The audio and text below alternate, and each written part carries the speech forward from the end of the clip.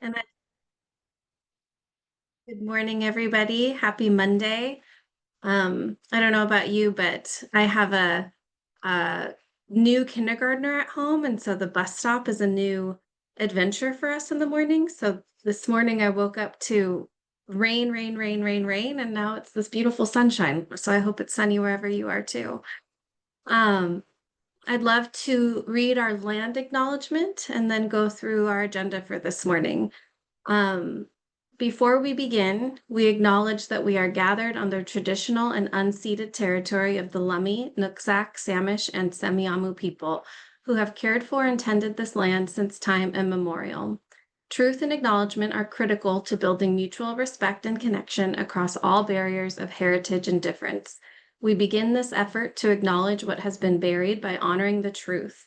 We pay respect to their elders past and present. Please take a moment to consider the many legacies of violence, displacement, migration, and settlement that bring us together here today. And please join us in uncovering such truths at any and all public events. Okay, so with that acknowledgement, thank you so much for coming. I welcome you to turn on your screens when you're in a place that you can do that. And we're going to have a really engaging discussion today. We're going to switch the agenda around a little bit just for the flow of things. So we'd like to start off, let me open up. We'd like to start off with the two items that we need votes on today in order to advance. The first one is the Behavioral Care Center Work Group recommendation. We started that conversation in September, so we're going to finish that conversation today and keep moving, hopefully. And then a vote to form a legislative work group. Those will be our two major votes today.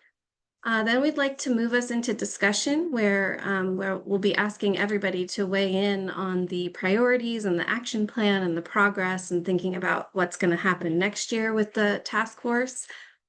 After that, we'll ask Kayla in the executive's office to share the quarterly report updates, including the construction project dashboard from STV. And then we'll move into committee updates and then additional updates on the sequential intercept model and year-end report. So it's going to be a really fun, robust, fast meeting. So I'd love to hand it to Peter. Peter, would you share more about the Behavioral Care Center this morning? Yes, absolutely. Hi, everybody. Thanks for joining us today.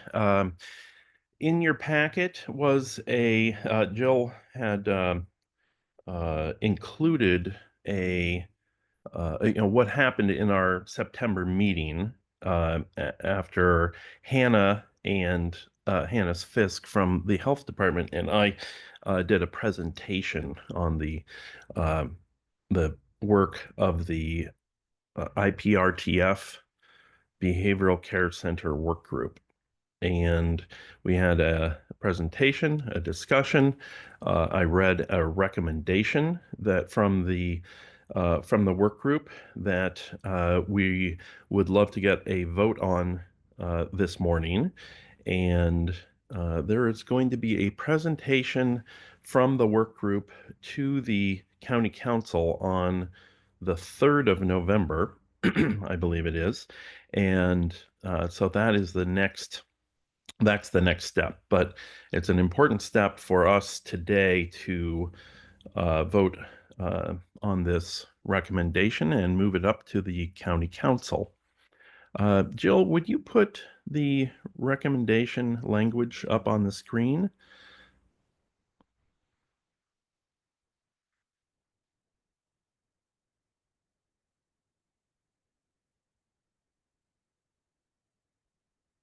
Yeah, give me a moment to pull it up here. Sure. And I'm going to read this out loud. And this is a long recommendation, but I like to do it this way just so that much of the most important content is actually in the recommendation. So the IPRTF BCC work group recommends adoption of the behavioral care center model as outlined in the draft document developed as part of an integrated off-site behavioral health campus, providing inpatient therapeutic community-based care as an alternative to incarceration rather than an in-custody model co-located with the new jail. The model incorporates 4 legal entry points agreed by courts, prosecutors, and defenders, a facility that allows for sufficient capacity to accommodate priority diversion referrals, eligibility for individuals charged with behavioral health driven offenses, and integration with crisis response and in custody behavioral health supports. The work group further recommends the IPRTF and the Finance and Facilities Advisory Board advance this model to the County Council for inclusion in justice project planning and cost analysis with data measures, models, and staffing roles refined as implementation planning proceeds. Would somebody like to make a motion to recommend this Peter, to can I ask the a clarifying county question? council? Yes, absolutely, Roger. Please go ahead. I'm just looking at the language where it says rather than co-located. I understand a separate facility, but last time we were talking about the pros and cons of it being in the same general geographical location, but not part of the jail. Did I miss something on that? Has there been a decision that this would be someplace else in the community and not on the same piece of land? The work of the work group was to recommend that it be at the Iron Gate, in the Iron Gate area where the campus, the behavioral health campus, is being located. That does not mean that's a final decision, but this was the recommendation of our work group, and it is still. I believe that both are still in play until such time as decisions are made. Thank you. Birdie, go ahead. We can't hear you. Okay, I move that this motion be adopted as written.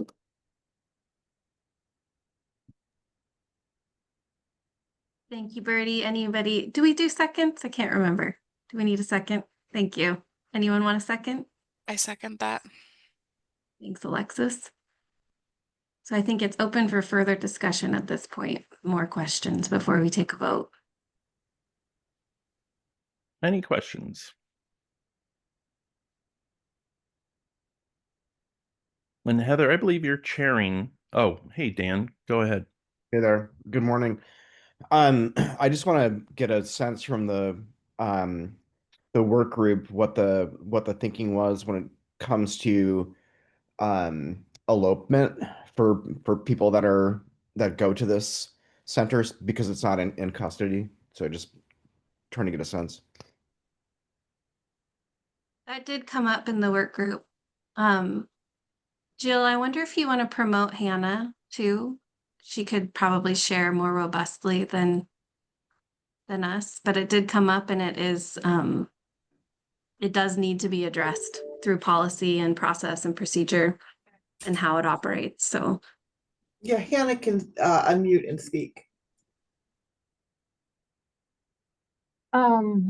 Yeah, Dan, it's a good question. Are you referencing the elopement between when someone's released and goes in, or are you referencing elopement when somebody's actually in treatment? Both.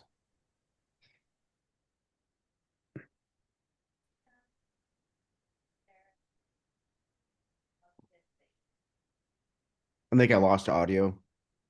I don't hear any either. Hannah, would you like to speak to that? Sorry, Oh, when there she it is. had me, yeah, sorry, when it had me join Oh, as okay. panelist, it kind of went out. Sorry. So both. Dan, did I hear you correctly?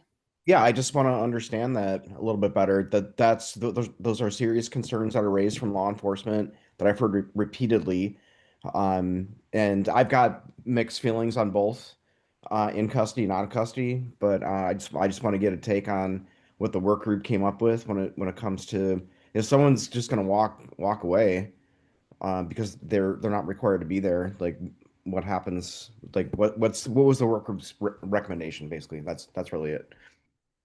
Yeah, two kind of parts to that. The one is the most, I think, poignant like concern is this space between if somebody's in jail and is getting released to go to treatment, that period of time or that moment of how they get to one or another.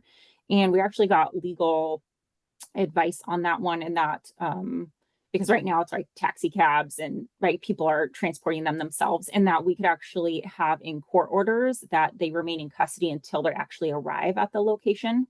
So if elopement's a concern because of point A to point B and getting lost or not having sufficient transportation, it looks like there's actual legal standing to support the transportation and have them, have us or the county, the sheriff's office specifically, make that transportation. So that's not a barrier to accessing. And then the other point was that the legal team seemed pretty clear, and I don't know if somebody's here to speak to it, that they would follow the judicial process if somebody eloped. So unlike King County, where maybe if somebody leaves the facility or leaves their diversion program, they kind of say, okay, if you have any charges, we won't consider you for further diversion options. This legal team said that they would like to continue to pursue those charges should they not either return back to jail or decide to not complete the treatment. So those are kind of the two, I would say, guardrails that have been put up thus far as ways to mitigate those concerns. But I don't know if you have any more questions. And again, that I think a legal team would have more information around those parameters specifically.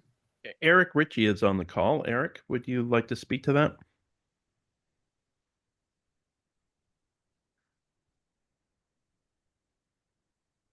Yeah. What's the exact question? I'm kind of multitasking right now. Question was about the risk of elopement and how we manage that and the prosecutor's role in that potentially. Right. Thank you. Regarding the BCC. Right. Yeah. So as far as I see it, we do have the ability to re-engage with people and initiate charges, and that's our plan. I recognize that it'd be nice to put people into custody. Keep people in custody for these programs, just to make sure that people are fully engaged in doing what they need to do. But we recognize that there are a lot of costs involved with that. We recognize that we would be giving up quite a bit of treatment and resources within the jail for everyone if we were to focus on a few in this type of diversion, the in-custody diversion program. So with that all known, we believe that this is the most efficient and best way we can get as many people treated as possible. So that's why we are supportive of this plan. And we do think that we can make sure that people either engage or are prosecuted. That's about all I got. Eric, would you mind sharing a little bit too more about the letter you wrote and the conditions of agreement that your office put forth? I don't have that in front of me, and I don't think I can pull it up right away. So I don't think I'll remind you of the 3 key points. One was the prosecutor agrees to robust diversion and creating policy and procedure around that, and supports the off-site out of custody behavioral care center, but also requested that the entire jail be designed as therapeutically as possible and that services remain available in the jail for the people who are in custody, as we all understand that many, if not most, of the people who are going to be in custody will benefit from behavioral health support and substance use treatment as well. So I think that's a really key document to accompany this recommendation. It is, and essentially put in writing what I just explained. This is what we believe is the most efficient, and we think we can help the most people this way. So, really, I think it's a no-brainer. I think this is the only choice at this point, given our resources. Thank you. Thank you. Mayor Cortes? Yeah, I recall a discussion on the costs, and I think it was just mentioned a little bit, but is there a vast difference in cost between in custody and out of custody, like for Medicare and insurance covering things? Hannah did quite a bit of research around that. Hannah, would you like to share? Yeah, we have some kind of just estimates at this point that when you look at a inpatient treatment program that has correction staffing, you're kind of looking in the ballpark in today's money, not when it's built, like $4 to $5 million annual dollars at a low end. And then if you're out of custody, you can most likely, it seems like, get up to 100%, but more in the 75 to 100% reimbursed through insurance and other reimbursement program models. And then you don't have the corrections staffing either that you're paying for. Is that helpful, Scott? Yes, yeah. So you're saying to staff it in-house costs 4 to 5 million, and to staff it out of custody is somebody else is paying for 75% of that 4 to 5 million. Yeah. Yes, except it's also not that expensive because you're not paying for corrections. But yeah, if you go maybe on the 3 million right now, it depends on which facility you're talking about. But I asked many in our region, and some of them said they don't have any offset costs, and then some said they need about $40,000 to $50,000 annually to help support some costs that aren't reimbursable. So it depends on what type of facility license, but if you're comparing apples to apples, that's what we're kind of looking at. And if I recall correctly, I've heard this comes in groups of 16. If you can do 16, is that a real number? And is that 4 to 5 million for 16 people, or is that 4 to 5 million for a lot of people or less people? Yeah, there's a complicated answer to that, but in essence, yeah, 16 is kind of where you want to do your base. There's some restrictions and some waivers that allow you to go above that, but you don't typically want to go below that for just cost. It doesn't make sense typically to go below that. So yes, those are all based on estimates of 16 beds. And then there's an economy of scale if you can go higher and get a waiver to go more beds, but. And does that economy of scale come in groups of 16, or after 16 you can go 17, 18, 19? Yeah, so some facilities do have like 22 beds. What happens is if you can't, there's a waiver in place. So if you want to be Medicaid eligible, you can't go higher than 16. If you can apply for a waiver, and many people get a waiver that allow you to go up above 16. But if you build a facility, let's say that houses 20 and you don't get the waiver, you've now just built a facility that can't house 4 people. So typically it seems like most places will build in groups of 16 and then try to create some seismic separation. So if they can't get the waiver, they can run 2 separate facilities. But if they can run one facility, or maybe they want to license them differently, they can do that, but then maybe share a provider. So so there's some details in there. Great, thank you. Thanks, Mayor Cortez. Chief Mertzig, and then Councilman Hamel.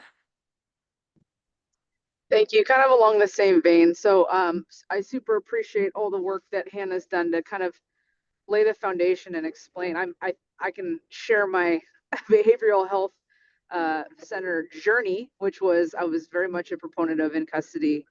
But I'm now at a out of custody, but now I'm kind of leaning towards co-located, and here's why.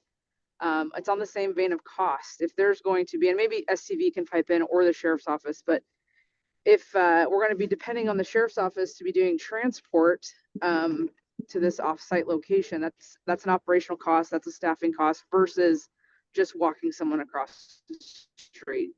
And then we're talking about a lot of building things like having a pharmacy on site, and if that pharmacy could service both locations, isn't that a cost reduction? So I'm just wondering about, where the things overlap, how we're saving money because we're using those things for both sites. Having it in the same location is kind of seeming more cost effective, but maybe there's other folks that could speak to that, or the sheriff's office in terms of the operational costs of actually transporting people to that location.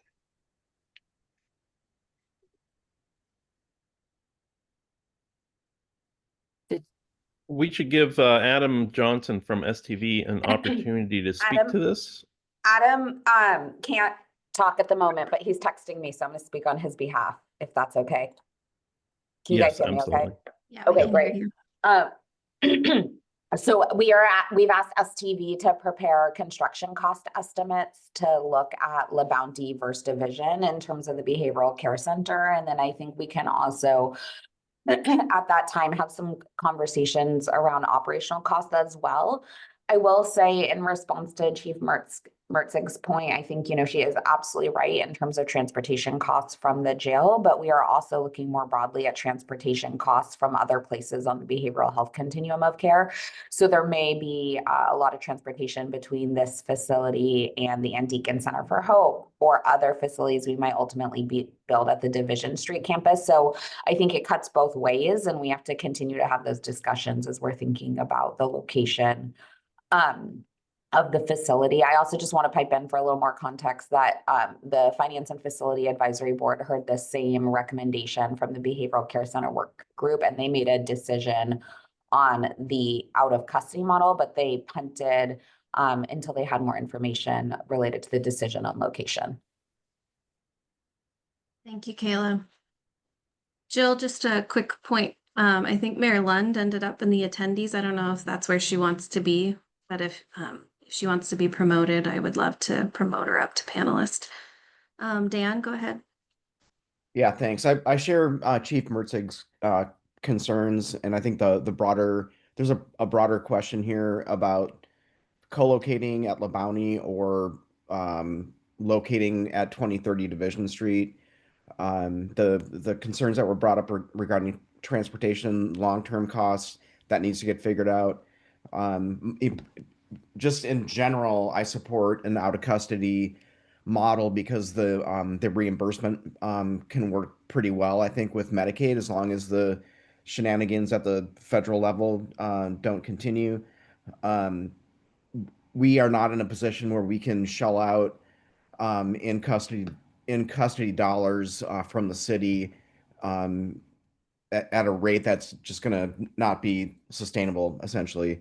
I do share Mayor Cortez the thoughts around the 16-bed capacity. We are a growing community and county, and I think that we need to account for what happens when we need to go to 20, 25 beds. And I want to understand that waiver a little bit better. Is that a permanent waiver, or is that a temporary that has to get renewed? So I don't know if the work group can speak to that particular detail. A good question. Hannah, did you discover that in the research about waiver rules? I do not have that information. I don't know if somebody else who runs inpatient has that. I just know that it's up for renewal. So we have local people who are worried just if they'll get to continue their waiver.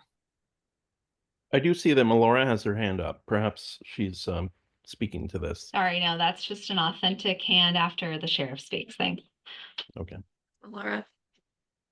So no, we'll note that as a key question, Dan. And I think hopefully STV and the exec's office will be looking at the sequence of, do we build first and then apply for the waiver? Do we apply for a waiver and then know what to build? And then what's the process for renewal for that waiver for bigger space, if that's the cost analysis that we can afford, Thank you. Sheriff?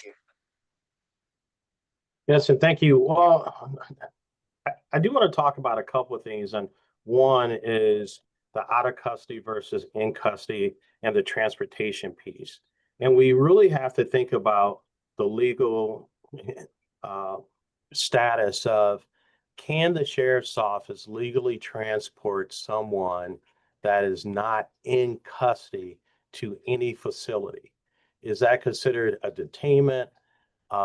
So I think from a legal aspect, we really need to talk to a prosecutor's office about that, because at this point, I would not feel comfortable having our sheriff's deputies transport someone from one facility to the next, and that person is not in custody.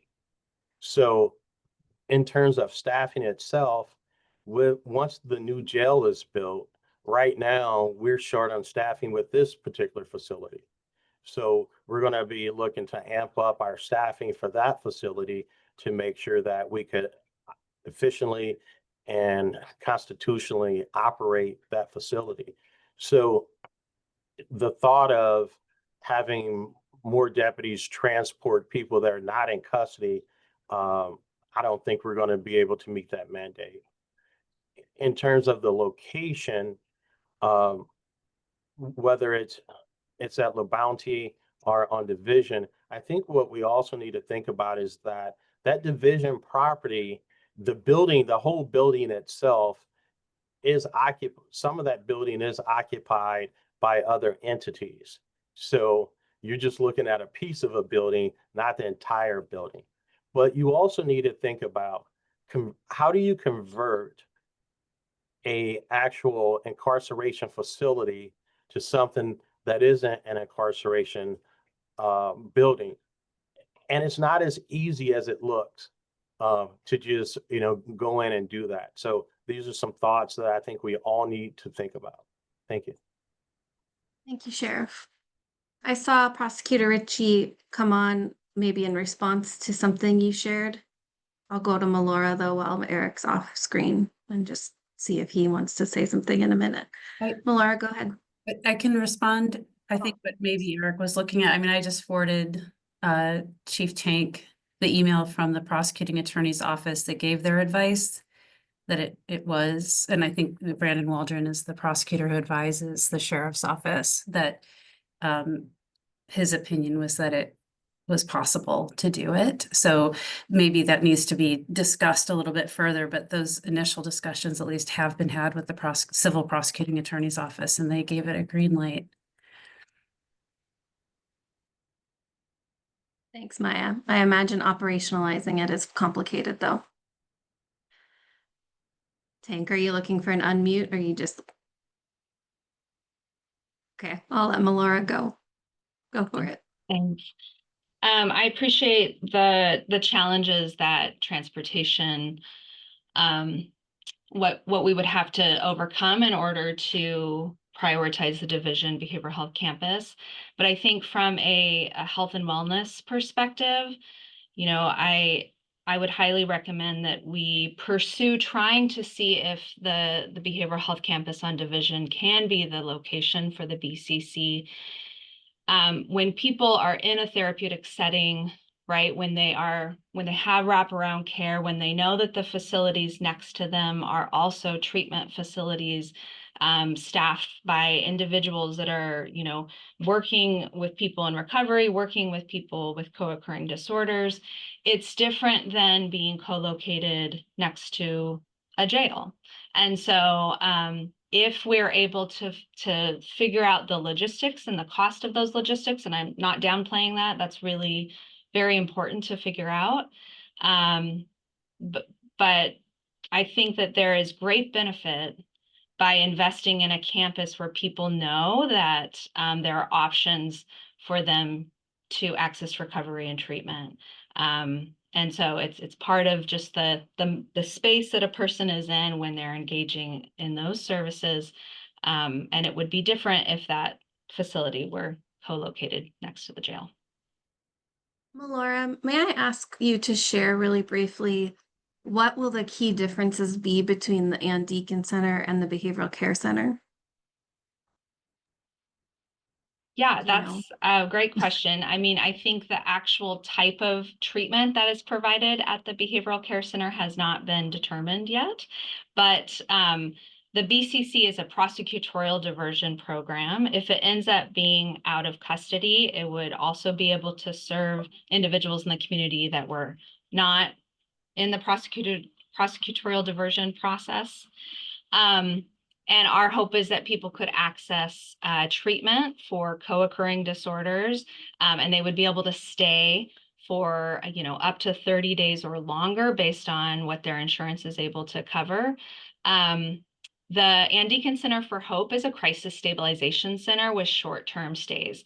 So our acute withdrawal services that's operated by Pioneer Human Services, folks stay anywhere from 3 to 7 days. Our crisis triage for people having a mental health crisis, same thing, stay anywhere from 3 to 7 days. And that's based on how insurance reimburses for that. And then also it's meant to be a stabilization, not in a long-term inpatient facility. So it's quite different. Yeah, thanks for reminding us of that. Councilman Hamel and then Prosecutor Ritchie. Yeah, just a quick clarifying question in terms of capital investments when it comes to the BCC. If it were to be located at Division Street, the sheriff brought up the fact that, you know, we've got to repurpose a building here. And I guess I'm looking for the BCC work group, what their recommendations for funding was. That coming out of the 0.2 of 1%. Can we just get clarification on that? Can I speak to that real quick? Sure.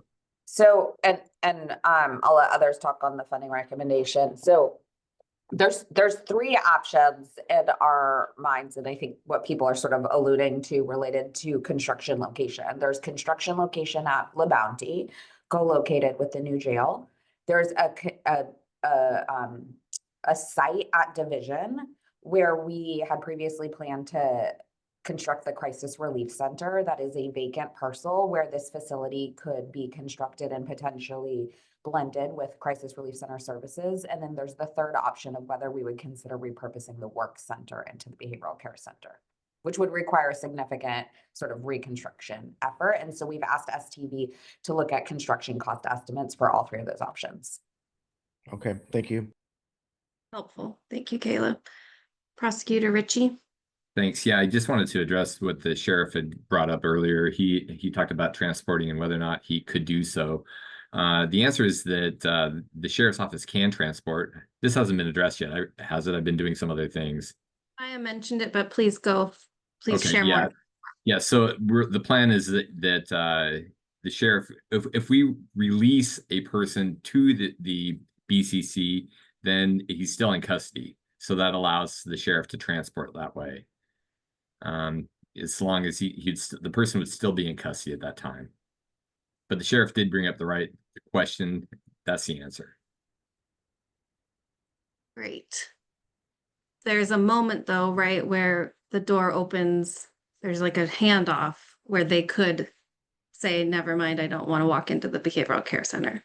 I imagine so. You know, that's the case, and we'd have to deal with it the way we were planning on dealing with it. And again, we're capable of doing that. Okay. Raylene and then Sheriff.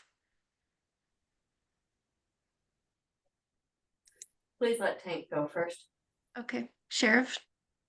Yes, and certainly that's something that we could take a look at, but I just want everyone really to be mindful of when we put these different mechanisms in place that everything costs money. And it's easy to say, sure, the sheriff's office can, the sheriff's office can, the sheriff's office can. And then when we say, well, we need 10 more deputies because now we're transporting from the new jail to the BCC, and we're also going to be transporting from the new jail down to court as well. So there's a lot of moving pieces. So I just want everyone to be mindful that it does take people, it does take coordination, it does take policies, but it also takes funding. It's a very important reminder. Thank you. Raylene, go ahead. I have concerns, you know, I know Eric said that yes, they could transport. I guess my question is, at what point are they no longer in custody? So is that when they get to the facility? Or is that when there's a release order from the judge? At what point is that where the person, if they no longer want to be in the treatment facility, that they can just walk away? And then if they walk away, are we looking at warrants? Or who's tracking that information? And then what are the booking costs? I know like when we had jail alternatives and FDS, we always had people that got lost in the transport. But when FDS was located at the court and people were getting hooked up right there and then, we didn't have that problem because there was no mechanism for them to get lost. And that's not the same, but it is when the facilities is further away. So those are some concerns I have. Thanks. Thanks, Raylene. Is there an answer to the question?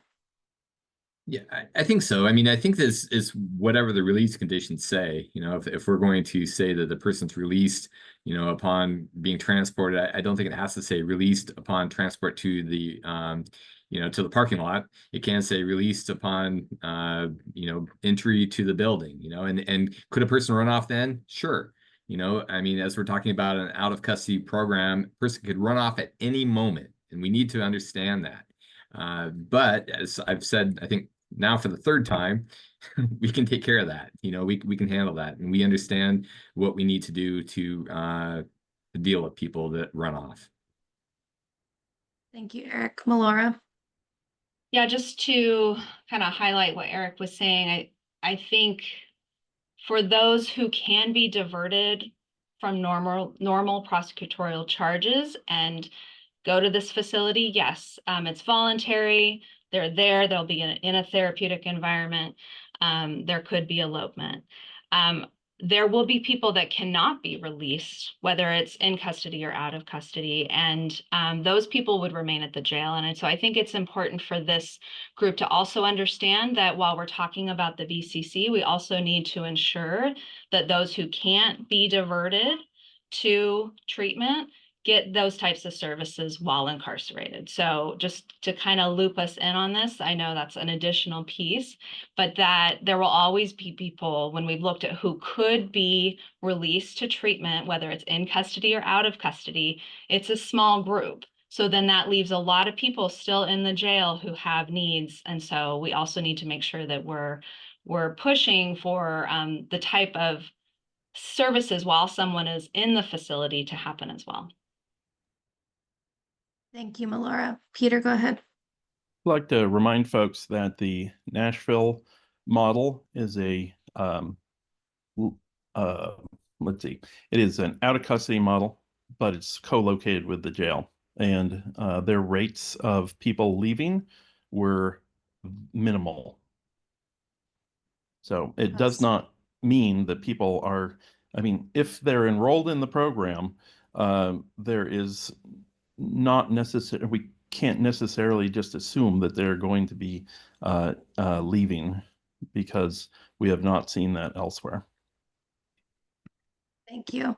Melora and then Maryland. Peter, I just want to clarify, and anyone on the call can correct me, but my understanding is that the national model is in custody. They have corrections officers in the treatment facility, which means that if someone decides to not complete their treatment, then they go back to jail. So it is in custody and the county pays for it 100%.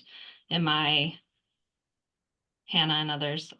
Others can speak to this. While they do have corrections officers there, my understanding was that anybody could leave at any time. They did not have that happening, though. And many of us were on a variety calls with Nashville, and we can resolve this later. I see that Mayor Lund has her hand up, and we should definitely go to Mayor Lund. There's a very important conversation, but we have other items on the agenda, and we need to make a vote. So, thanks, Peter. Mayor Lund, please go ahead. I just wanted to express appreciation for this conversation. I've learned a lot today, and I think it will be tremendously helpful going into the finance and facilities as we continue to make decisions. So just appreciate everything that everybody's added to the conversation. I appreciate that we'll be analyzing converting the existing facility at Iron Gate, building new, or building a new facility next to the jail.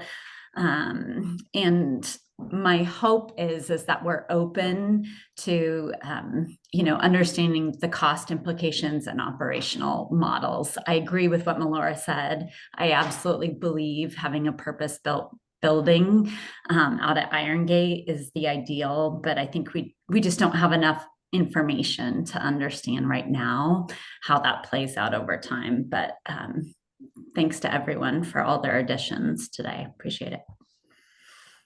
Given the tenor of the conversation, it seems like this group may want to do exactly what the FAB did, which was to amend the recommendation and remove the location aspect and then move forward.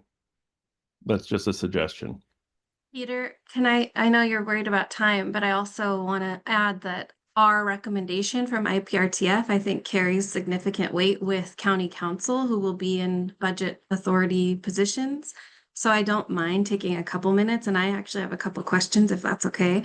One is, I'm wondering what the sheriff and the executive's office would say and respond to the sentiment of we want both, right? We don't want to have people have to be incarcerated in order to get treatment. Building this out of custody opportunity is great for the community in a variety of ways. We have a prosecutor on board with diversion, but we still want treatment in the jail. It's like we don't want to give up that option.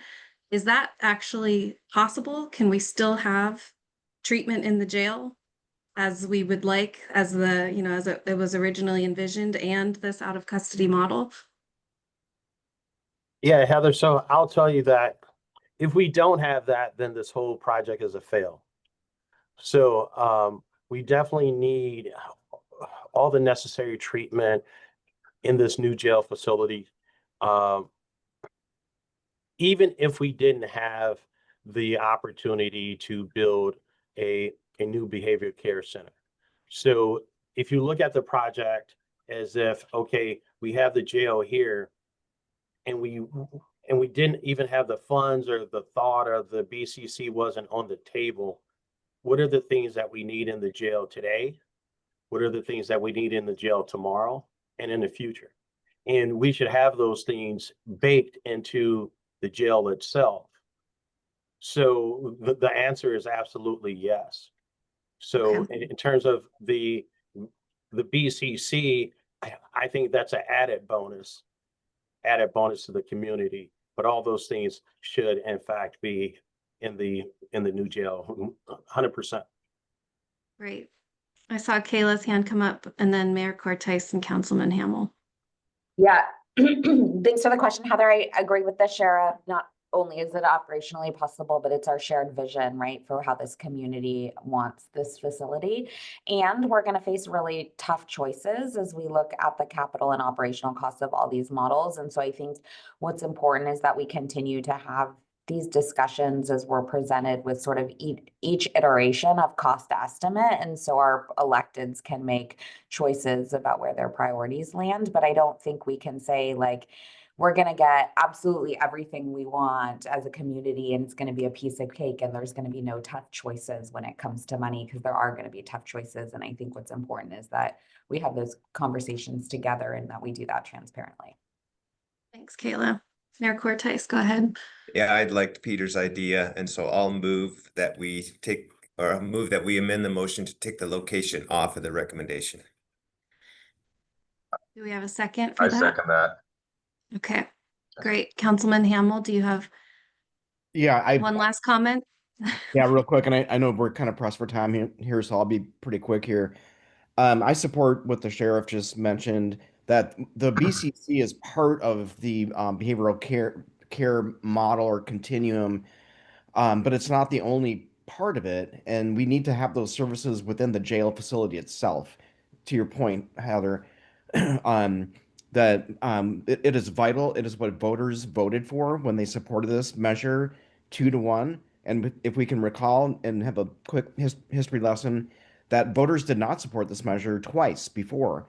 I think the reason that they did support it was what I heard on doorsteps, was that people want to see behavioral care within the jail facility itself. And then if we can continue that with the BCC, then that's great. So I just want to put that on the table here. Thank you so much. Birdie, you want to take our very last comment? Well, I think that I need to accept the amendment since I made the motion. I'm just being technical. Thank you. And I think Jill might share the rules too. Go ahead, Jill. Thank you. Yes, I would ask one of the chairs today to please reread the motion as amended for the record. And then when we take the vote, to record the vote correctly, I would like all IPRTF members to please share your, or put, excuse me, turn your video on. Those who are not members can turn your video off. And Zoom does not record the raised hand icon. So when you're voting, please just wave to your camera so we can record that. Or if the co-chairs prefer, I can take a roll call vote. Thank you. And just a point of order, we should vote on the amendment and then vote on the motion. That's how you get it on the floor. Great. So you should vote on the amendment now. And if it Okay. passes, then the motion we can vote on. All in favor of the amendment to take out the specific location of the recommendation, say aye. Any opposed? And any abstentions? Great. Excuse me, I saw a few screens freeze. Mallory, you were voting for or against the amendment? For. Thank you. And if anyone voting against the amendment, if you could verbally say so, that would be helpful. Thank you. Peter, would you like me to reread the motion, or do you want to reread the motion? Would you please? Sure. I'm going to do my best, though, to incorporate our edit. The IPRTF BCC work group recommends adoption of the behavioral care center model as outlined in the draft document, developed as part of an integrated offsite behavioral health campus. And I think maybe we put the asterisk there of not specifying location. Providing inpatient therapeutic community-based care as an alternative to incarceration, rather than an in-custody model co-located with the new jail.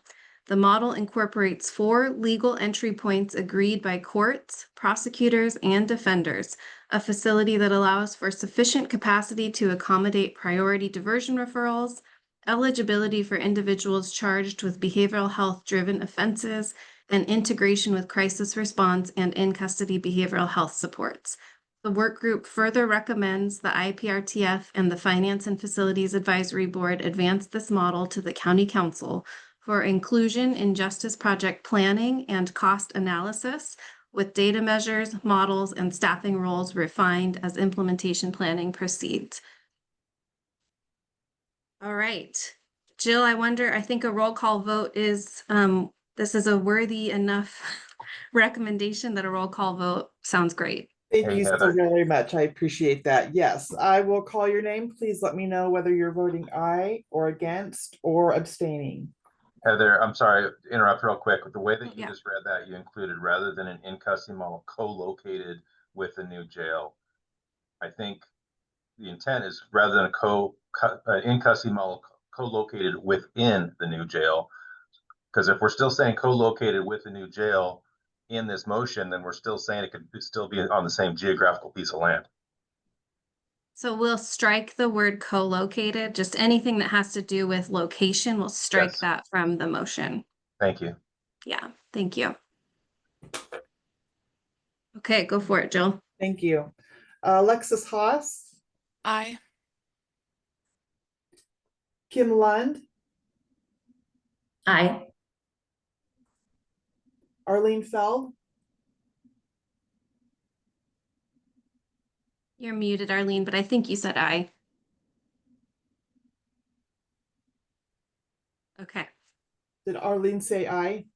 Arlene, you can wave to the camera if you like. Thank you. Maya Daniel, Aye. Barry Buchanan, Aye. Melora Christensen, Aye. Bertie Safford, Aye. Peter Fraser, Aye. Dan Hamill, Aye. Raylene King, Abstain.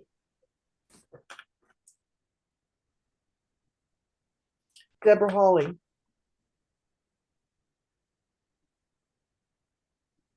Deborah, Deborah, you're muted. She's on her phone and the mutes are hard on phones. You accidentally muted yourself again, Deborah. Can you find your unmute button? There you go. Deborah, Oh, we but still this- can't hear you. If you're voting aye, please wave to the camera. Excellent. I have it recorded as aye from Deborah Hawley. Thank you. Rebecca Mertzig, Aye. Donnell Tinksley, Aye. Roger Funk, Aye. Eric Ritchie, Aye. Rosa Hunter, Aye. Eric Peterson, Aye. Scott Cordice, Aye. Heather Flaherty, Aye. Tammy Bennett, Aye. Jake Webush. Aye. I have members Donya Edwards, Eric Davidson, Evan Jones, Jen Lockwood, and Satpal Sidhu, and Tracy Cruz is absent. Kayla, are you voting for Satpal today on his proxy? I'm sorry, was that a yes or no? It looks like Kayla, you're frozen. We can hear you now. Go ahead, Kayla.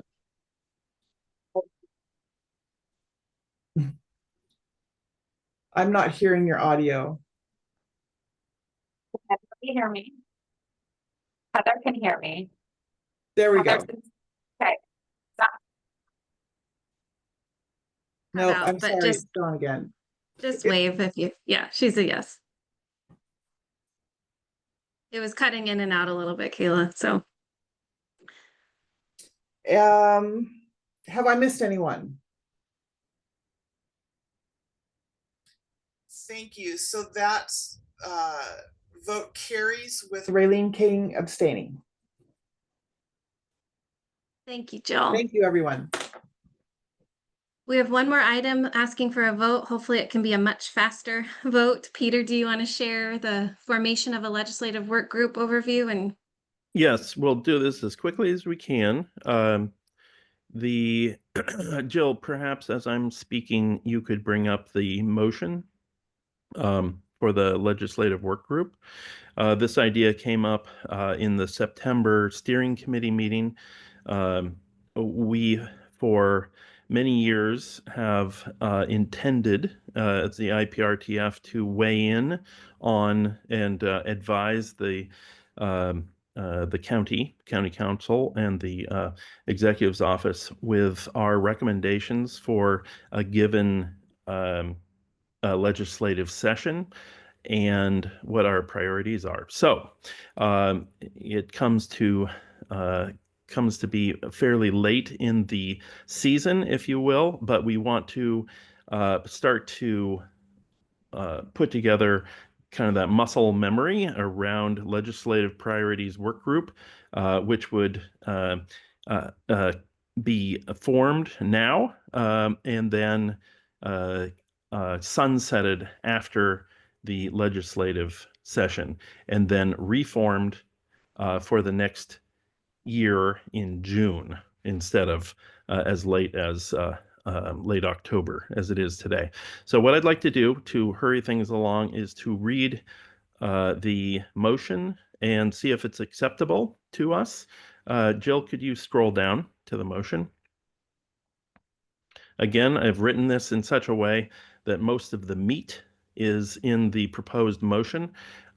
You've had time to look at this in your packet. So, the Incarceration Prevention and Reduction Task Force moves to establish a legislative priorities work group charged with reviewing the Justice Project implementation plan to identify items that could be advanced during the 2026 Washington State legislative session. The work group will develop a set of legislative priorities to be provided as advisory input to the Whatcom County Council and the Executive's Office as approved by the full IPRTF.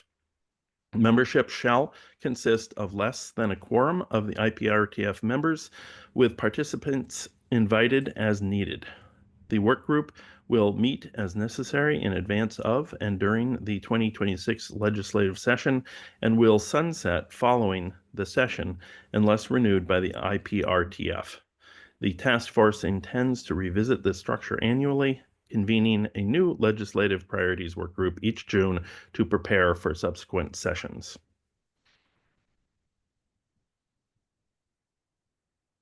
Would anyone like to make this motion? I'll move to approve. I'll second. Is there any discussion? Peter, are we trying to figure out membership now, or is that? We're so behind in this meeting. We have so many other things to do. I propose that we figure that out offline, which I believe would be okay. Jill, is there any reason we could not decide on membership for this via other methods? We did get some. I'm sorry, go ahead. Can we just do it now? I think we're going to be outside OPMA if we. Okay. I'm volunteering my services to this. I know that Brian, I don't know if Brian's on the call, but he was interested as well. And we are hoping that we could get a third or a fourth. I'll volunteer. Wonderful. Anybody else? All right, great. Shall we then have a vote? It doesn't need to be a roll call vote, does it, Jill? Or do you want it? Doesn't need to be, but again, if members could share their or turn on their video, raise their hand, or excuse me, wave to the camera with their vote. And please give me a moment to scan the screen for any missing hands. Thank you. All in favor, please raise your hand. Literal hand, not your virtual hand. Jill, let me know. Thank you, everyone. Any opposed? I see no hands raised. Any abstentions? All right, that passes. Thank you. Hey, Peter. Yes. If I'm available, I'd be willing to join your group. Fantastic. Thank you. Thank you very much, Mayor Cortez. All right, Heather, do you have the agenda, the new agenda in front of us? So believe it or not, we have another robust discussion ahead of us. So thanks for hanging in there, you guys. Holly and Marty have been exceptional partners to our task force this year and have really helped us outline our goals and our action plans and helped the committees move forward on a variety of things. And so we'd love to open it up as part of our planning cycle to talk about our calendar, our priorities, our action plan, and have a discussion. So I'd love to hand it to Holly and Marty to help us with this next section. Great. Thanks, Heather. Okay, we're going to do, excuse me, a little bit of planning here. So thank you, Marty, for sharing slides. Appreciate it. So as you may recall, we did quite a bit of work in 2025 to figure out our planning system and to create some efficiencies and also some clarity. You may recall that last year, and even starting in 2024, Peter and Heather did a lot of work talking to all the committees, making sure that we were understanding what the committees were working on and prioritizing, as well as thinking of the IPRTF as a whole and setting priorities for the whole. So we did some dot prioritizations. We have these 10 goals we worked on. So anyway, long story short, here we are now. We're in October. So we're going to be looking at priorities for the IPRTF and the committees.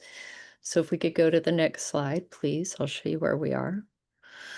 So we're going to look at or consider the action plan priorities relative to the 10 goals.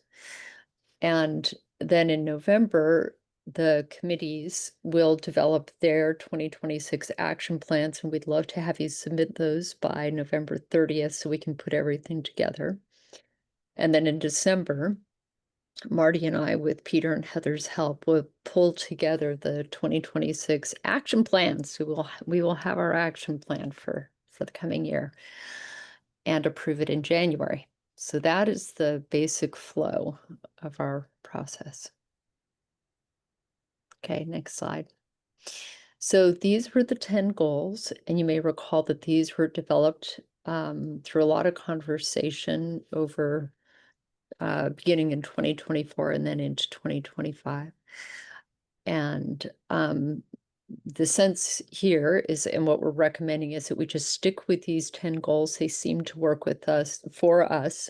They intersect very closely with the Justice Project Implementation Plan. And what we'd like to do is stick with those and then just hear from each person what they think are their top priorities. So I'm going to go to the next slide here.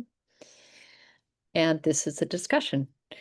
So from each person, we would like to hear what would be the number one thing you would like your committee or work group to accomplish in 2026. And then if you have any thoughts about what you would say would be the top priority for the IPRTF as a whole next year. So if it might be helpful to jot that question down, because I'm going to actually turn off the screen and I'm going to call on folks one at a time. So if you could just say what committee or work group you're speaking towards, and then your general sense of priorities. And the purpose, the reason we're doing it this way is because our hope is that we will really be able to be less like there's so many things to do, right? But what is most important? So if you're going to say what is most important for the coming year? Yeah. Jill, I see your hand. Yeah, thank you. Just to clarify for everyone, the Legal and Justice Committee does not meet in November. So those members, I didn't want to confuse those members and let them know. They did have this discussion at their October meeting. So feel free to reinforce that those priorities, or for those of you who weren't able to attend the October meeting, now would be a good time to answer Holly and Marty's questions. Thank you. Okay, so you ready? Birdie, I'm going to start with you. Top priority for whatever, start with what work group and or committee you are on, and then what your top priority is for accomplishing next year. Go ahead. I'm on the index committee, so no surprise. The top priority is data dashboard. In terms of question, are you going to ask the question number 2 at the same time? Do you want me to go ahead and answer? Yeah, okay. Yeah. Question number 2 for the entire IPRTF task force, I would say jail and behavioral health design, because that I think is most timely in 2026. Fantastic. Thank you. Okay, let's go to Arlene. Well, of course, it won't be a surprise to you what I support. It is the 23-hour crisis clinic. I am on the Division Street Work Committee. I want to see a real commitment to that goal, is because it addresses emergency care for our whole city and preventative care for people who are getting involved with the justice system thereafter. So I think it's absolutely vital. Thank you very much. Okay, Heather, do you want to go? Thank you. I am still wondering how we know who is in the jail and why they're there and what the underlying drivers are, whether it's truly criminogenic behavior or drivers of poverty, behavioral health, mental health, substance use treatment, and how many of our people incarcerated would be better served in a different population. I think we're doing a lot of planning based on, good, thoughtful information, but not really specific data. So I would really support that, understanding the data. And I don't know how to encapture this, but the culture shift, I think, from the top to the line officers to the line, people working in the field, and that mentality of are we getting public safety for the long term and making decisions for 5 years from now and considering the collateral consequences for somebody's life when they have a criminal charge and then they aren't able to get housing or employment. It's like public safety for 3 days or 3 weeks at a time isn't getting us public safety for the long term for our community. So specifically too around that, I'd love to focus on the case processing and that 90% pretrial. Why is that? Can we help people get through the system? I'd love to know what actually is the recidivism rate in our community and for what charges, because then that helps us know what programs need to be built to actually help. If it's DUIs that are the ones that are constantly recidivating, then we probably need to think about like how do we intervene and provide better treatment and support and aftercare.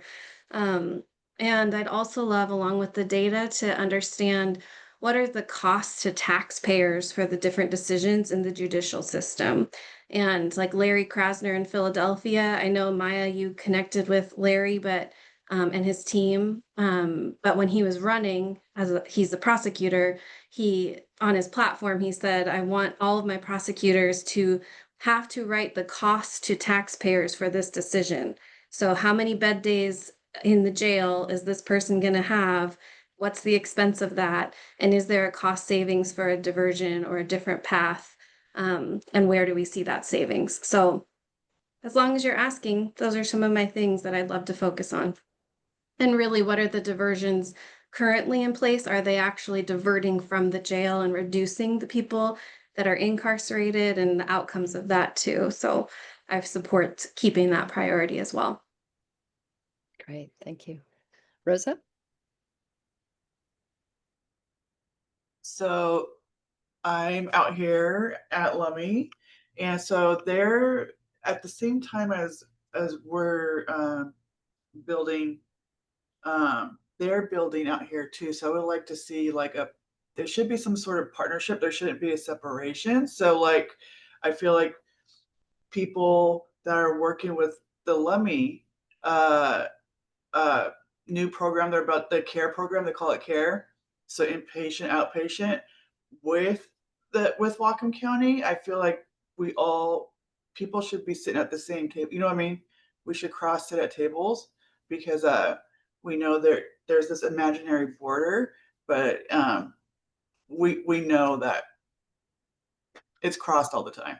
So I'm trying my best out here, trying to talk to people that I know that are within the care program. So I'm always trying to stay in communication with them and see like where they're at, what's happening, and hopefully we can make some connections. Thank you. Wonderful, thank you. Kayla?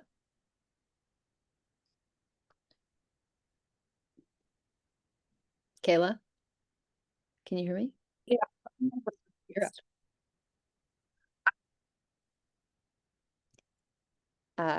Can't hear you now.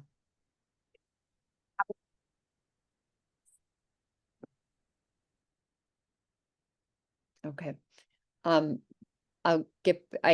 sound isn't coming through, so I'll just come back to you later. Okay, Peter, you're up.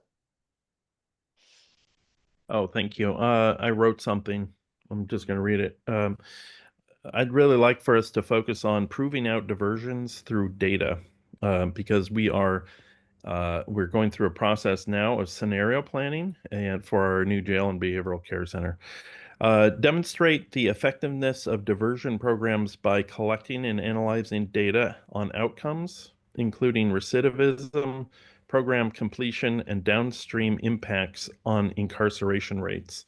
Establish a shared evaluation framework to identify which interventions are delivering results and which need retooling. Awesome, thank you. Alexis?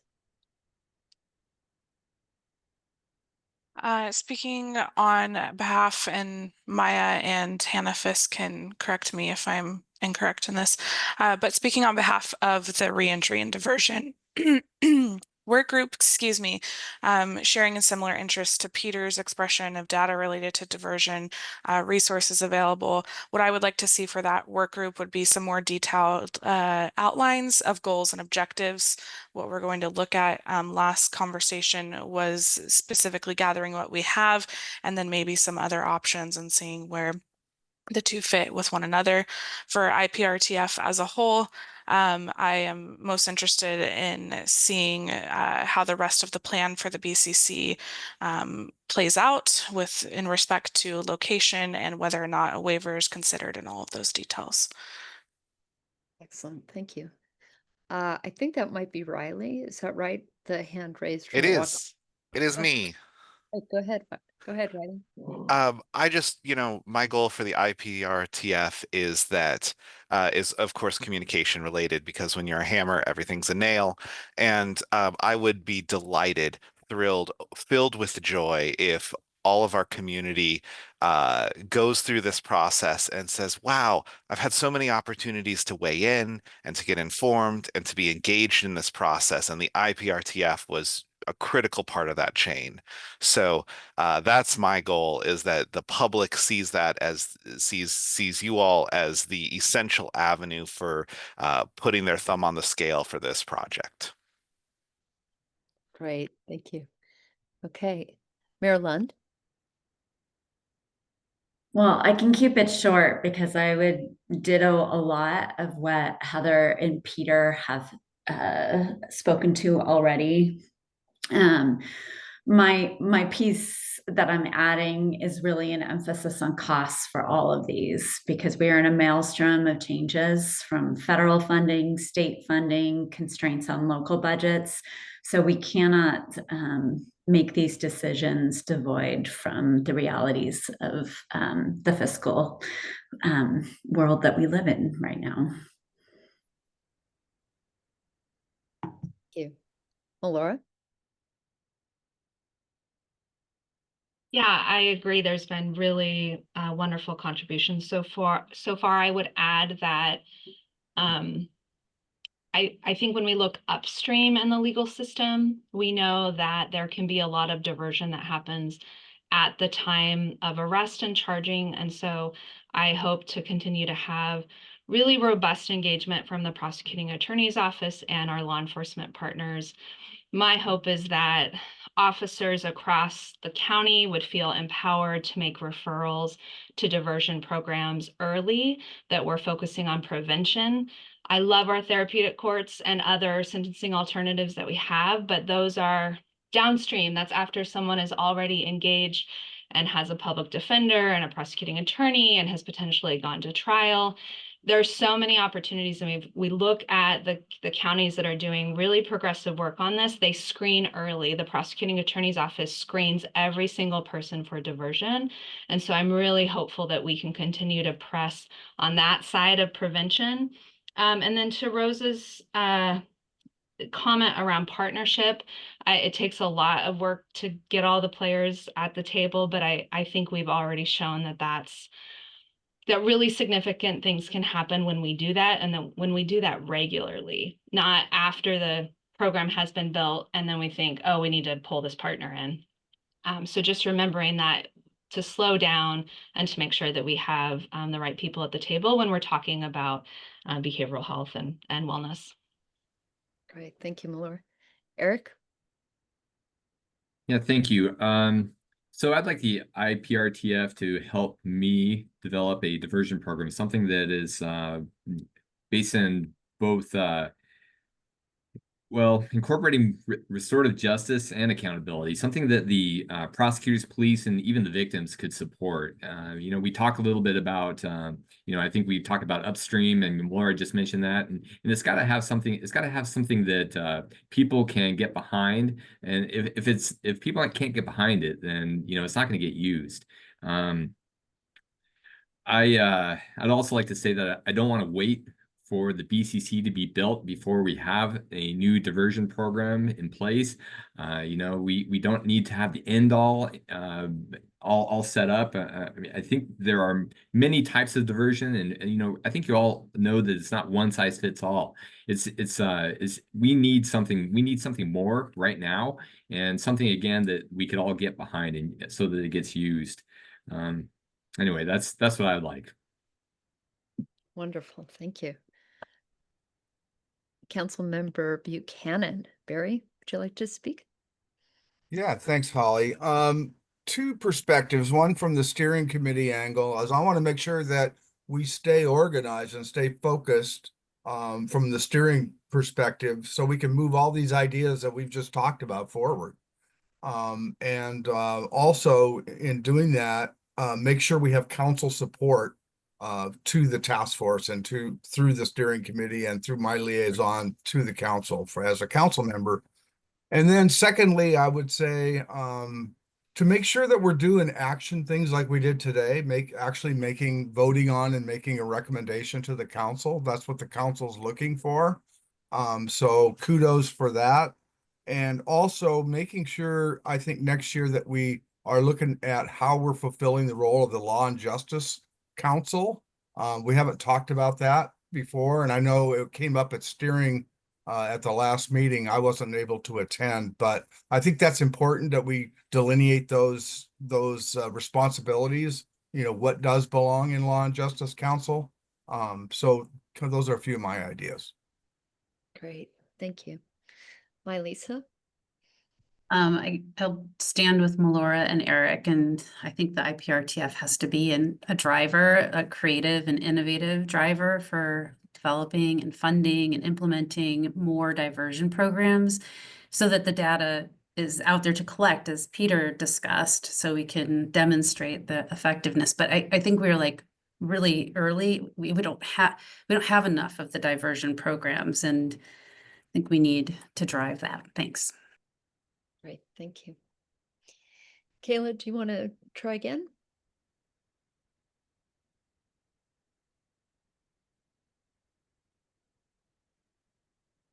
Nope, still not hearing you. Yeah, she's having issues with her mic, Holly. Okay, great.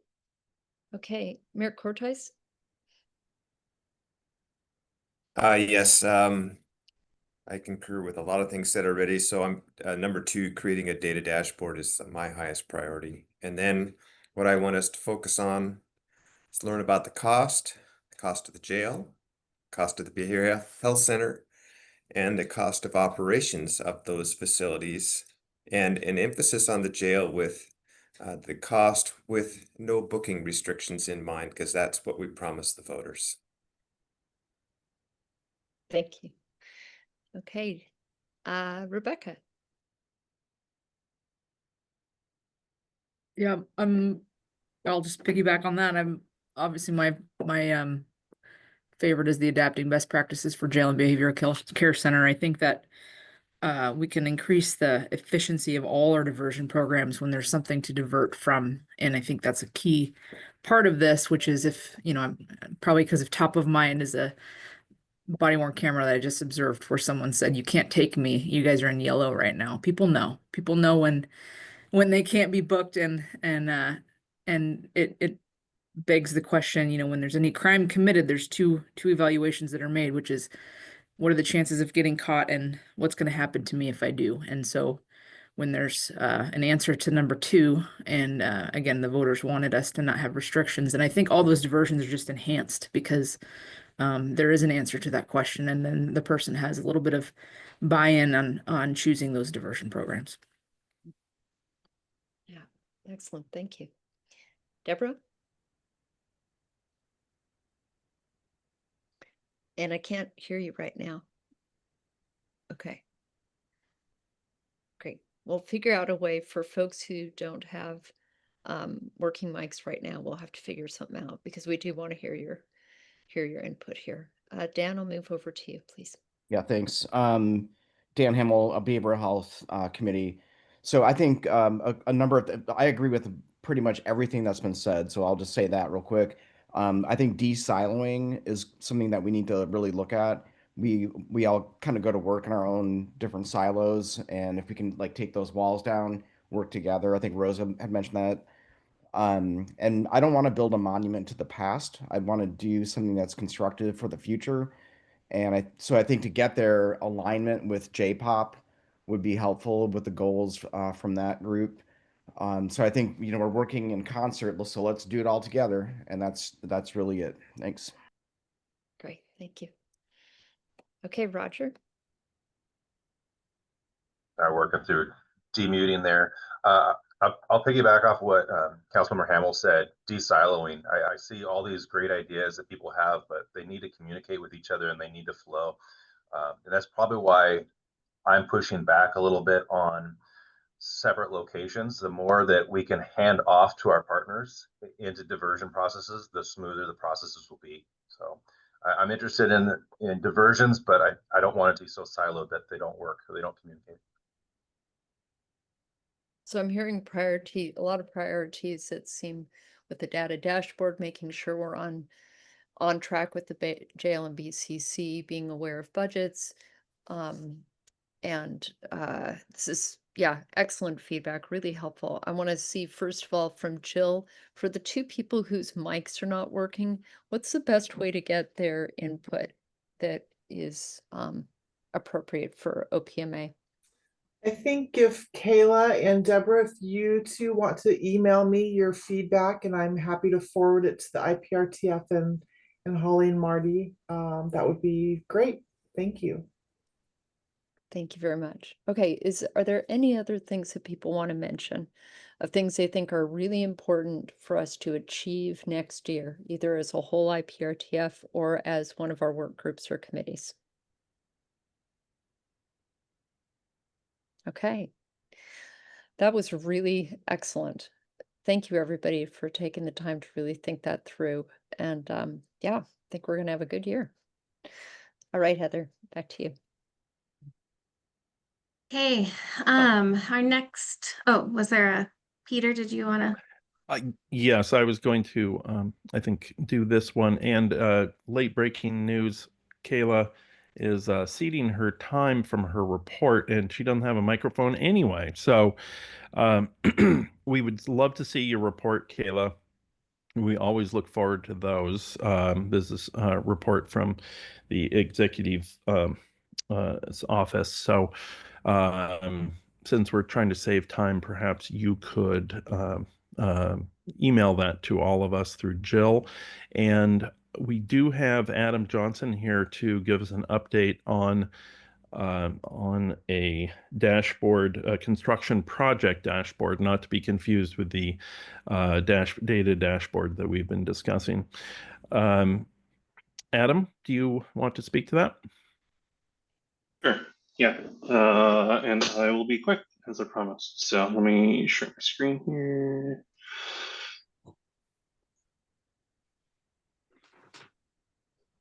There we go. Okay, so this is the construction project dashboard. Hopefully you can see that. Again, not to be confused with the dashboard that was just being talked about. This is definitely more construction project focused. I'll go through it quickly. As you can see, this is a draft. So basically all of this is dummy data at the present moment, except for the information that you see up in the top right, that local dollars data is actually correct. So percent contracted to date and the local dollars contracted to date is actually accurate. But this is what we're going to be showing. This will be on the county's webpage. There's under the county executive, there's the jail update webpage, and there'll be a link to this dashboard here. So you see at the top, we'll have the budget, the forecast at complete, how much we've spent to date. Again, we've heard many times that local is very important to this project, so we'll be tracking those local dollars, the local percentages that we'll have, as well as as a total percentage of this project. We'll have the milestones. So this will be interactive. This is just a screenshot here, but these little bars, if you could follow my cursor or my pointer here, you'll see the schedule milestones, the major milestones. You'll see a 6-week look ahead. So that'll be everything that's in progress at the moment, everything that is scheduled to start for the next 6 weeks as well. You'll see some contract value by workforce participation here. So anything that we're tracking as far as women-owned, minority-owned, maybe-owned small businesses, all of those types of things will be tracked here. And then the cash flow detail. So that'll be important for us to track when we'll be getting cash flow coming in and what we're projected to spend as well. So yeah, this is our dashboard here. Any questions? Yes, any questions for Adam? Well, Adam, we look forward to seeing this live and updated. Marty, go ahead. Just missed this, but what's your timeline for putting this up, did you say?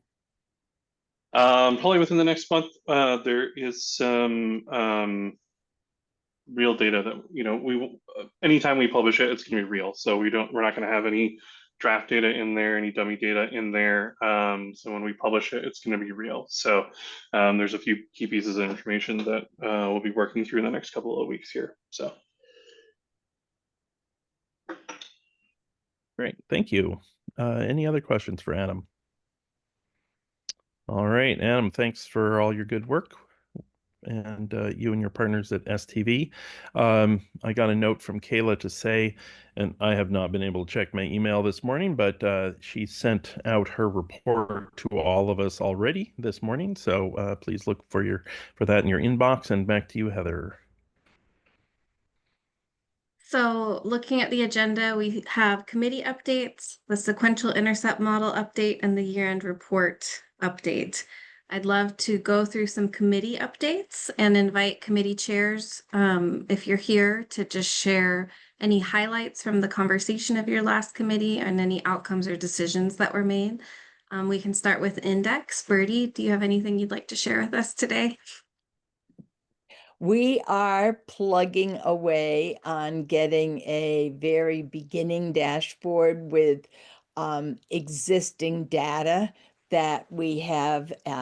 We've looked at the recommendations from I'm blocking on the name, but you all know the county consultants that we had. And we can only get, at this moment in time, the number in jail and average length of stay, but we would like to make those available. So stay tuned on that. We are looking at the ability to add ethnicity because that was removed by the state. And so we have no data on Hispanics, for example.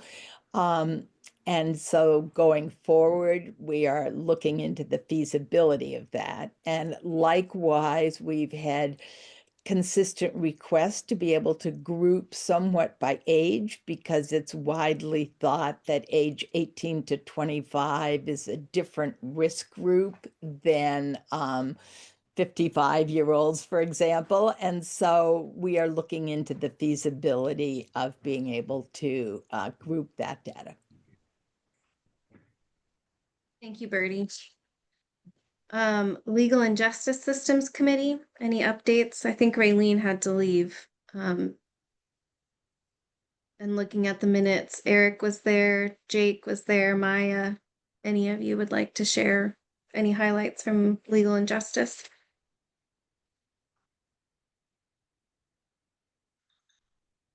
Okay, I'm gonna move on to steering. Peter, do you want to share any highlights from steering with the group?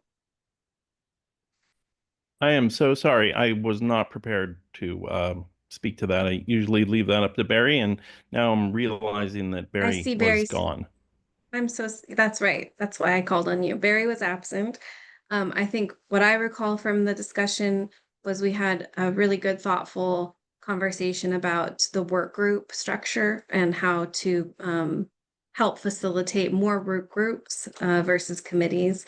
And there's some benefits to that with flexibility and a commitment to full transparency with the community, but wanting to, for example, this legislative work group that was just formed, having incarceration prevention members, never a full quorum, but having that flexibility to bring players to the table that can also support a robust discussion that don't have to be members of the task force, and then creating action out of those work groups. So if you have questions about how we'll proceed with that in the coming months, I think it'll be really great. And also hopefully a cost savings on the, we won't need to have staffing support those meetings. So, okay. And then we have J-Pop. Anyone here from J-Pop who'd like to share highlights? I'm not seeing our co-chairs here. But I'd be happy to share. Thanks, Marty. That'd be great. Our last meeting was really excellent, if I do say so myself. We had Heather and Chucknut Health Foundation folks presenting on the what came out of the All Hands Whatcom Summit. And the whole focus of the meeting was on closing gaps at reentry. And so they talked about the reentry simulation. We had a couple of people who are people with lived experience in the system, one of whom facilitated the reentry simulation. And so we learned from them about what the rich conversation was at the summit. And then we had a panel. And the panel included Melora and other people who are representing the key organizations that work on reentry, so Lifeline Connections and Melora's program, and I'm forgetting another couple, but I want to just tell you these are all posted in, all of this is posted in our meeting notes, which are online.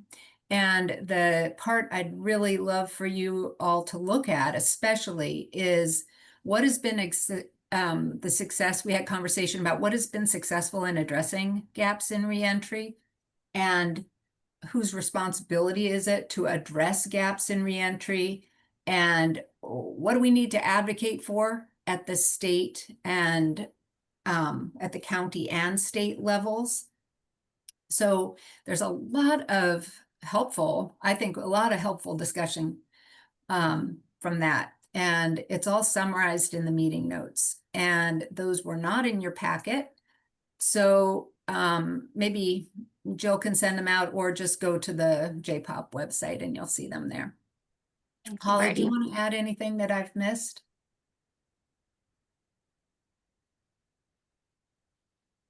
Peter, go ahead. Oh, Holly's coming on. Okay. Peter, go ahead. I just wanted to say that it was an excellent meeting, JPOP meeting, and it has informed so many of my conversations since that meeting, particularly the panel on reentry with our frontline workers. So if you can sit down over lunch or something and watch the video, I highly recommend it to all of you. It was excellent. Thanks, Peter. It's really been sticking with me too, and just keeps coming up in my thinking about this work. So please do it. Reading the notes is shorter. Watching the panel definitely makes more of an impression. And I have my little list here. So it was Robin Willens of Mental Health Court, Melora, Kira Hazley from the PACT program, and Alice Ferwerda from HEART, which is Holistic Engagement Through Allied Recovery and Treatment. That's part of Lake Whatcom Center. So those were the panelists that we had. But it dovetailed so well with Heather's presentation with her two people with lived experience. It was basically all one great presentation that all of us should hear, if at all possible. Thanks, Peter. Thanks, Marty. Thanks, Holly. And then we have Behavioral Health Committee. Dan, would you like to share some highlights?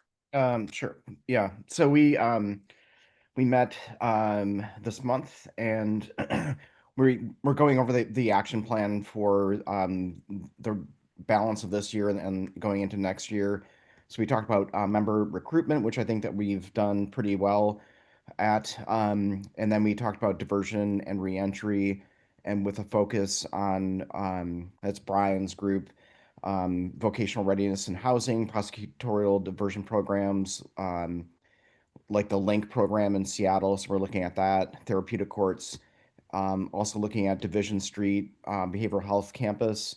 And we kind of, like I said before, we kind of hit a roadblock, not a roadblock, but we kind of hit like a question mark of like, where is the BCC going to go?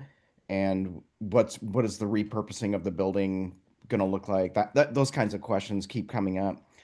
So we've formed work groups within the behavioral health committee. We had a data presentation from Bertie and Dean White, and then we had a brief presentation that I did with Digwal Leach on the new mobile medical unit that's going to be going into the Baptist church parking lot in downtown, coming up on November 3rd. So there was an update on that, and yeah, we're just continuing to keep on keeping on, as they say, when it comes to the work plan that we've been given. We are trying to be completely in alignment with the task force's goals. So that's where we're at.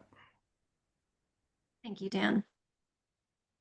Those are some great committee updates. Thank you to everybody who participates in committees and helps drive this work forward. It's so important and so helpful. Peter, anything you want to add? No, I was just going to take it from there and Go for it. introduce Dean. We have just a great opportunity, and it is really coming at the right time to update our sequential intercept model, and we're getting support from the AOC, from the Administrative Office of the Courts. Thank you, Dean. Yes, Administrative Office of the Courts. And I have asked Dean White from the Health Department to come and speak about the work. And I'm sure it's going to be interesting for all of you, as this has been the SIM has been kind of a backbone or great framework for all the work that the IPRTF does. So, Dean, take it away. Well, I was going to say what you just said. It's been an important framework for really the work that's been done by the IPRTF and its committees since its inception. You may recall that Ann Deacon first introduced the use of the sequential intercept model when the Behavioral Health Committee was struggling with how to understand the roles of various programs, including the Ann Deacon Center, in relation to diversion from the legal process. So. And of course, I note that the 10th goal of the task force this year has been to update and apply the sequential intercept model. So I think it's timely that we're now going to be engaged in that process. I just want to mention that this is, first of all, sort of a save the date announcement.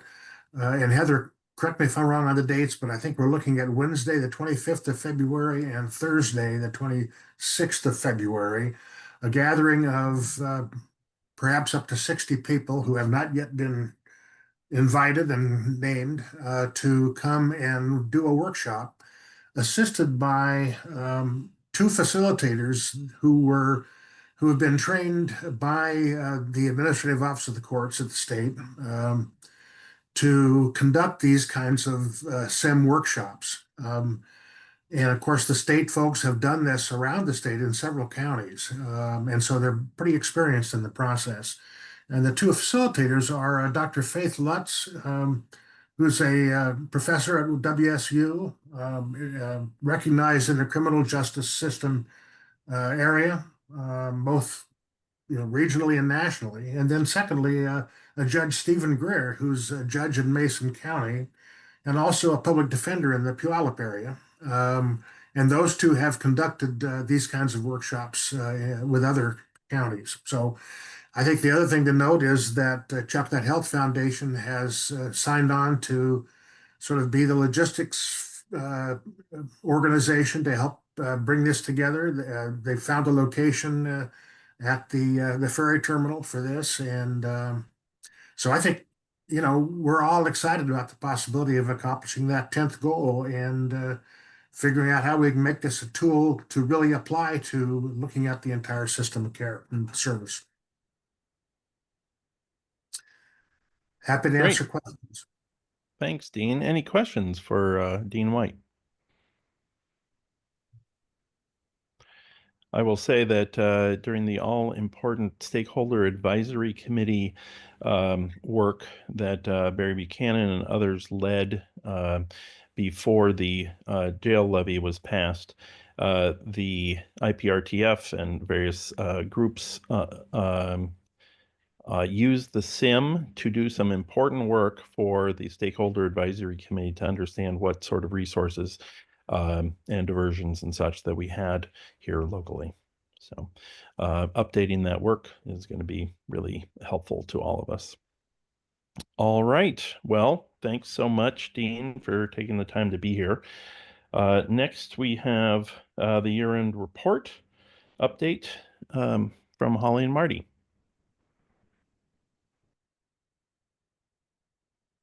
Okay, that'll be me. So we are very much in the midst of our year-end reporting. It needs to be approved by December. So we have taken these following steps. We have the wonderful Jennifer Moon working with us again on this. And she went through all of the committee's notes from your meetings and gleaned what each committee had accomplished over the period of time, which we're focusing over the last 6 months, going through December. So she went through, she got all the accomplishments to date and put them in charts, like this example you see a little piece of here on the slide. And from what you all responded, what the committee chairs responded about their accomplishments, Jennifer and Holly and I have prepared a draft report. You will get to see that first draft report after it goes through the steering committee for their feedback. It will then go to you at your November meeting, and then we'll revise based on what we hear back from you. And a second draft will go to the steering committee, tweak it again, and give it to you for final approval in December. And then it goes to the county council. And I'm going to give you one little takeaway, which is that while the IPRTF prioritized those top 3 goals, and from what I heard from today's planning conversation, those really are remaining very high on the list of your priorities. There has been progress on all 10 of the IPRTF goals, and the report is structured so that it goes through and recounts the progress on each goal. So you'll get to see that in your November packet. Any questions? Or any comments, Holly? Nope. Okay. Any questions? Anybody else? All right. Thank you. Okay, thank you for presenting that, Marty. And now it's time for other business, and then we'll have actually, yes, and then we'll have public comment. So anyone have any other business that they would like to bring up? Now would be a great time. We have plenty of time to do so.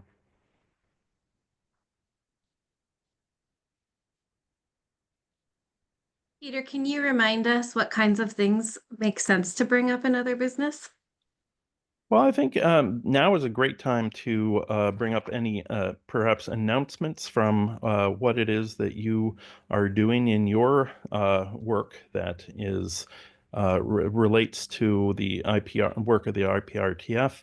It might be ideas you have for things you would like us to cover in subsequent meetings, any concerns that you have, any thoughts that would inform Heather and me in our work moving forward. And I see, first, I believe I saw somebody from, oh, it must be Riley, and then Dan. Riley, go ahead. Well, at the risk of being a broken record, I just want to mention that November 20th in Ferndale from 6 to 8 p.m., we have our community engagement workshop where you can weigh in and connect with the team that is designing and building our new justice facilities. Spread the word. It's on our social media. It's on our website. We've got flyers everywhere.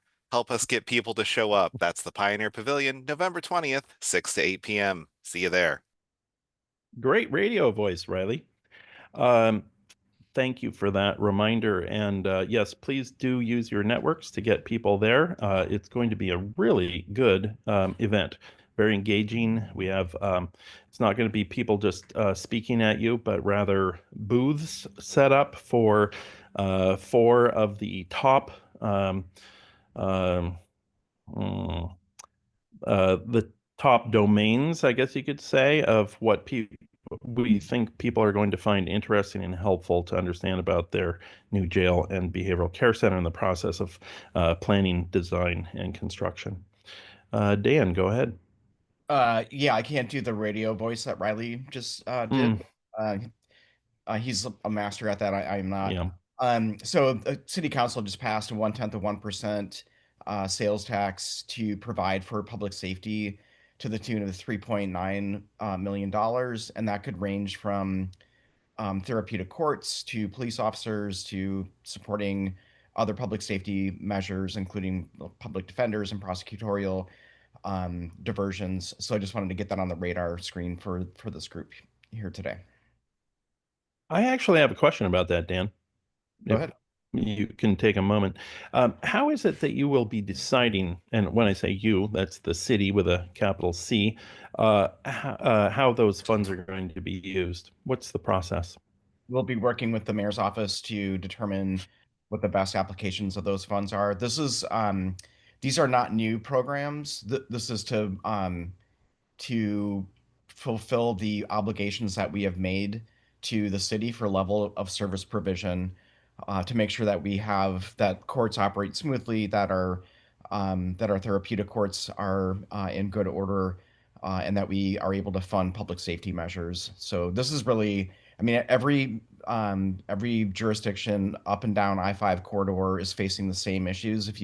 There's an article in I think the Seattle Times about Mount Vernon facing a shortfall of about $4 million. The county's facing issues when it comes to their funding, and there are so many reasons that I'm not going to be able to get into it right now. But it's structural, and we have to try to figure out how to dig our way out of this situation, so that when your loved one has an emergency, that there's going to be an aid car coming to your home within a certain amount of time. So that's really that one example of the things that we need to fulfill.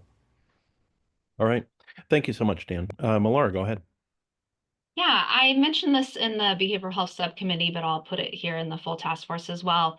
The response systems program, working with the healthcare authority in our funding for LEAD, is moving forward with a solicitation for a multi-year evaluation of the response systems programs.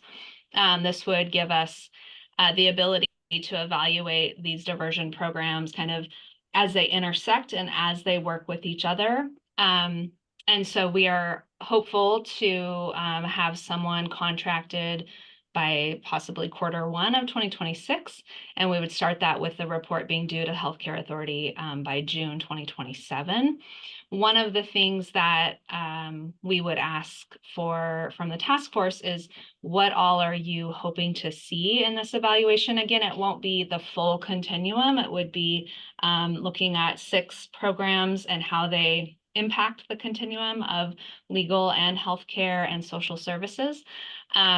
So happy to have this be a topic in a future meeting if there's room, or if there's a way to maybe poll the different groups, we could do that via email, but that's something we would like feedback on.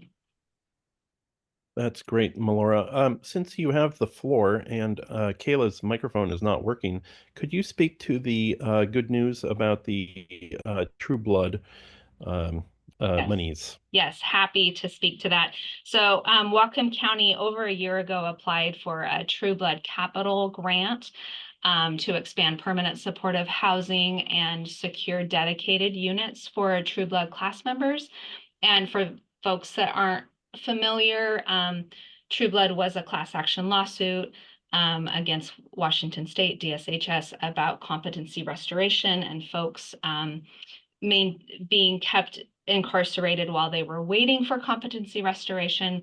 This lawsuit has been going for many years, and Disability Rights Washington has been administering those funds on behalf of a federal court. And so this was their phase 5 for capital projects in Washington State, and we were awarded a $3.6 million grant that will allow Lake Whatcom Center to build a new 37-unit permanent supportive housing project on Lincoln Street. It's the last money in. City of Bellingham, Commerce, others have already supported this project. And 11 of those units will be dedicated for True Blood class members for the next 25 years. So we're really, really excited. And to give context, the response systems programs, Grace Lead and Mental Health Court, every month they're serving anywhere from 12 to 14 True Blood class members. So there's already a connection between who's a True Blood class member in our program and who are already highly involved in either emergency services or the legal system. Fantastic news. I whooped literally when I got the news, and then texted 3 people immediately. Heather, go ahead, please. Thank you. 2 things. If you're not tired of Zoom and you want to hang out with us at 11 a.m. today, we're having a re-entry simulation kitchen table chat on Zoom, open to the community, and you can text or email me for a link, and I'll let you know how that goes. And then related to the city, and I understand Lyndon also took the public safety tax. Can you share how long the tax lasts? Does it expire ever? Or? It's my understanding once you have it, you got it. Okay. But I guess the question I could be wrong. I would maybe Chief Mertzik knows as well. It's kind of complicated, but that's my understanding as well. I'd have to, don't quote me on that. The grant funding associated with the tax, however, is a 3-year grant. So I'm not, yeah, I don't, so that's why it's confusing, because you have different components. You have the sales tax itself, and then you have the grant as well. But my understanding is that is once you have it, you have it. So a question I might ask the finance committee to look at is, does that new revenue impact any of the needs that were anticipated with the county sales tax? And will there be an opportunity to shift any of those dollars that were originally planned for X to something else? So I know that the first 6 years or so, everybody's money is going to the construction of the facilities. And after that, for the remaining 24 years, the cities get their share to do what they want with it and aligned with the scope. But I'd be curious if this new revenue impacts what you're thinking long-term on those dollars. For the city of Linden, we're in a budget crisis, we'll call it, and we need to continue public safety. We're going to use the tax at least for the first years just to cover increases in the department and department needs with that new tax. And we're looking forward to getting our share of the other 2/10 in the future so that we can expand our department to take care of public safety. All right, any other new business? Let's do public comment. I am not in the conference room. Is there anybody in the conference room that would like to make public comment? You got 3 minutes. And then attendees. We have a number of attendees. Anyone from the public who would like to make public comment? You can raise your hand. Okay. Seeing none. That was a good meeting, everyone.